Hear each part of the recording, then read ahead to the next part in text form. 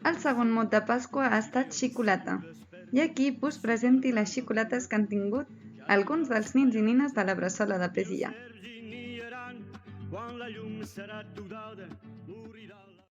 Bon dia, confinats i confinades! Tornem a ser aquí per un nou episodi de No confinem el Rossellonès.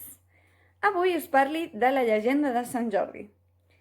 La pregunta que em faig és: com és que la princesa acaba a les urpes del drac?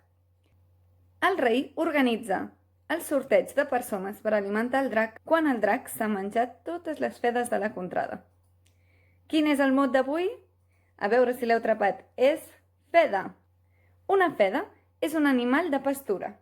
Els pastres, que ja sabeu qui són, s'allen amb el ca a pasturar les fedes a la muntanya. I després poden comercialitzar, poden vendre la seua llet i la seua llana.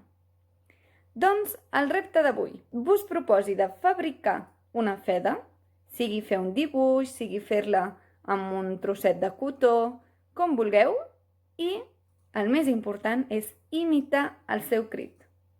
Sabem, per exemple, que els gats miolen i fan miau, miau. Sabeu com fa la feda? Envieu-nos petits vídeos mostrant-nos la vostra feda i imitant el seu so.